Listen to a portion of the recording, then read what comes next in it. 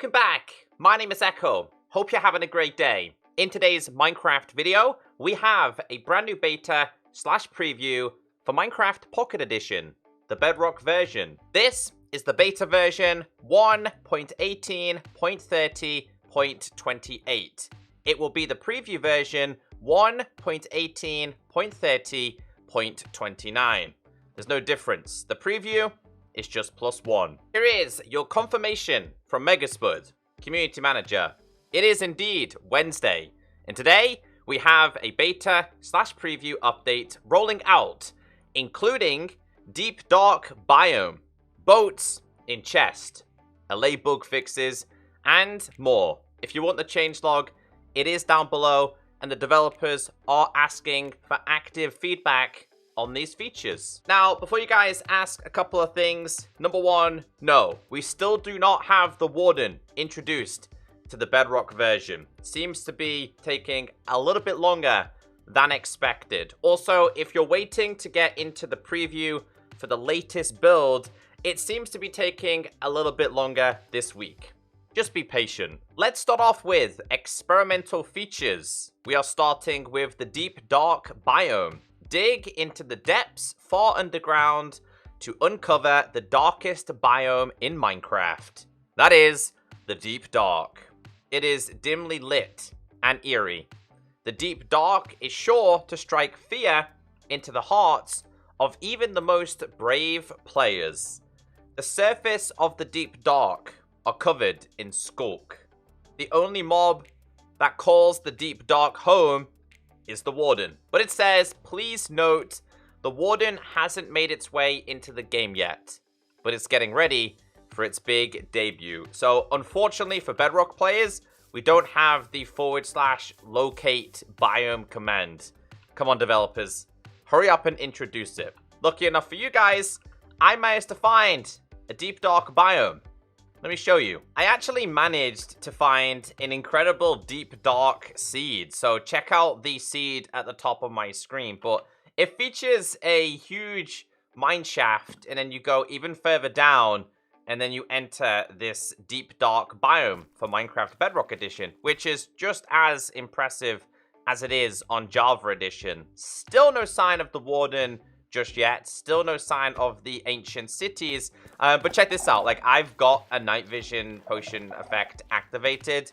So I found this out. Like, I don't remember this happening previously. But when we trigger the Shrieker, check the darkness effect when you have the night vision effect on. It's actually really cool. Look at that. It's so impressive. So, yeah, this biome is absolutely huge.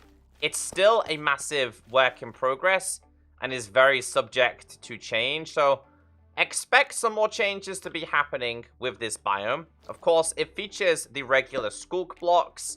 It will feature the skulk veins, obviously the catalyst, the regular sensor, and I showed you guys before that it does have the Shrieker as well. This one seems to go down. Look at this. We actually managed to find ourselves some diamonds down here as well. So yeah, relatively impressed. It just needs the Warden. And to be honest with you, I think it needs something else, not just the Warden. But yeah, go and explore because the Deep Dark biome is finally here. I also want to show you what this biome looks like without any night vision effects. You can see here that the catalyst blocks actually release a little bit of light. So yeah, this will give you the true Deep Dark experience.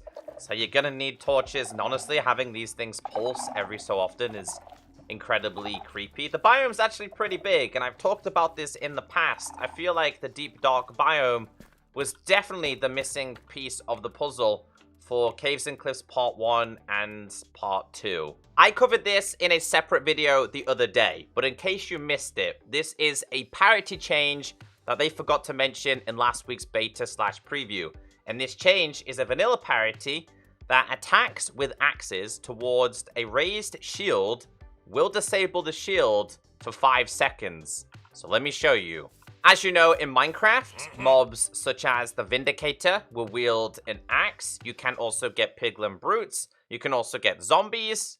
Lots of mobs can actually wield an axe. So if we go to / game mode survival, this guy's going to get angry. But we're in defense mode. As you can see in my hotbar, my shield is disabled and I'm not able to defend against this attack. So if he hits me, I'm disabled. Doesn't matter if I try and defend myself, I gotta run away. This is a parity change in preparation for the Warden. Again, they forgot to input it last week. I've wanted this feature for a very long time. Ladies and gentlemen, welcome boats with chests. Function similar to minecart chests, but in boats instead. So you can take a journey on the water and carry your things with you. It says crafted by combining a chest with any boat. So there is 6 available, I believe. We've got oak boat with a chest. We've got spruce, we've got birch, we've got jungle, we've got acacia, and we have the dark oak boat with a chest. So check these out. Man, it's taken so long for something so simple to be introduced to the game. Now, if you just right click on it, it's gonna put you in the boat, right? So the way you have to do this is you have to crouch and then tap on the boat, and then it's gonna open the chest inventory. Now, one thing I do want to try with this is mobs. I gotta see what a mob looks like. So we got a frog there. Yo, that is the coolest looking frog in Minecraft. It's so cool, but obviously you can't put 2 in there, FYI. So if you like to travel with your friends, they're gonna have to make their own chest boat because it's just one at a time. So you can put a, come on, get in. The villager can go inside of there as well. Let's see what it looks like. What about, let's see, like a horse. Can a horse go in there? That could be an interesting one. Can horses get in there? Hey, he's already stole his boat. Can a horse? Hey, the horse. Oh, that looks weird, though. Because the horse's legs are through the chest. So, yeah, this is a feature, again, I've wanted for so long in Minecraft. I'm an absolutely huge fan of this. But the cool thing about this, nope, I don't want to do that. Wait, can you lease these? That's a good question, actually, because with a regular boat, and if you just type in boat in creative, by the way, there's a couple of different options now. With a regular boat, you can lease these, right? Yeah, so I can take it with me. I love this. So you could honestly, like, I'm just like thinking of some ideas here at the top of my brain. There we go. It does work. So I could just take tons of chest boats with me. Oh, I absolutely love this feature. And the same rule applies if you're on water, but be a little bit careful because if you have too many, I think they're eventually just gonna break off. Pretty sure you're all going to know the recipe. Just get yourself a boat and a chest in the crafting table. Put yourself a boat, put yourself a chest. You can literally put this anywhere, by the way, so it is shapeless, which I love, and then you make it, and then there is your newfound chest boat. But there's one more thing I want to show you.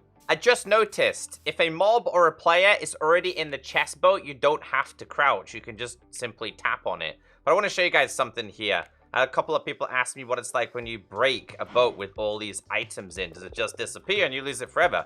Well, let's find out. So let's just break this. Come on. Come on. Chest boat. Come on. God. Oh, there you go. There you go. All the items break, and you'll also notice that the boat and the chest are separate. They're not combined, which means in this instance, what you're going to have to do is go back to the crafting table, put this back in here, and combine them again.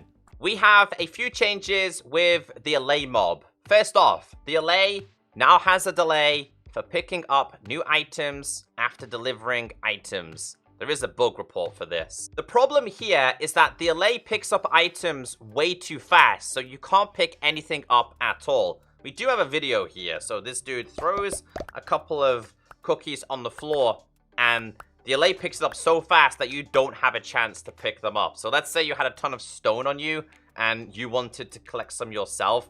You don't stand a chance. There is now a slight delay. And I can show you this one. So we have the Allay. I'm giving it a cookie. If I throw a cookie on the floor, it has a little bit of a delay before it starts picking up the items again. So you can see here, it's not picking them up, but now it's picking them up, and now it's throwing them back to me. So if I drop something by mistake, and I was like, oh, I can just pick it up now.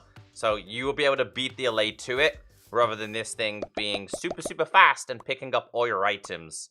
So yeah, definitely an improvement. The next change, Allay will now only pick up the exact same item it holds. So definitely improvement here. There was a bug with these last time, that if you had an Allay and you gave it a certain type of plank, it would pick up every other type of plank. So now, if I give it an oak and we throw a dark oak on the floor, It's not interested in the dark oak one anymore. Obviously, it's interested in the regular oak one. And this applied with regular sand and red sand. This also applied with wool. So if we try and throw a red one here, nah, it's not interested now. Now it will actually pick up just the white one. So again, big improvement there. Love to see it. These guys are amazing. The next change, Allays will now stay close to a note block that has been played near it. So if we just play this, the Allays will actually stay somewhat close, which I think they did previously, but they would literally venture incredibly far, and then this note block wouldn't connect to them. So you have more chance of them staying in this area now. But also, check this out. The Allay are now immune to damage from its owner. So we're going to do a little bit of a test here. I'm going to grab this, and I'm going to grab myself some cookies here. So what I'm going to do is if I put this Allay down, I'm able to actually hit this Allay. However, I believe if I give this Allay, come on, a cookie now. Come on, please. There you go. And then try and hit it. You can't hit this thing. Like, it's immune to being hit by you. It's like it's yours, you know, and you just can't do any damage to it, which I think is pretty interesting. These guys are following me everywhere. So, yeah, the Allay is immune to being hit by the player now. Like, all of these, I can't hit them. And I think this is going to make it easier for if you're mining or attacking another mob. Last thing you want to do is hit these by mistake. Kind of a technical change here to data-driven items. They have added an optional mob_amount parameter to the damage event response that specifies a unique damage amount when used by mobs. Now, I'm not entirely sure what this means, so I do apologize. If somebody could elaborate in the comment section, I really appreciate it. Then we move on to Copper Horn. It says, we don't have any additional changes planned for the Copper Horn, but we would love to hear more about what you think of this experimental feature and how you might use it if it made it into the final update. And we have a feedback page. I'm going to be totally honest with you. Overall, I'm a little bit disappointed with the goat horn and the copper horn. I can't see myself using it too much. The developers have said that this is somewhat of a social item. I think it's pretty funny, but I feel like the novelty of this weapon is just going to disappear very, very fast. People are starting to leave their feedback on what they think about this. I thought the goat horn or the copper horn would have been linked to the warden. No, that's not the case. And this is still an experimental feature and still might not make it into the final release. So make sure you leave some feedback on your opinions. But for the time being, it's still pretty new and I think it's still quite an entertaining feature.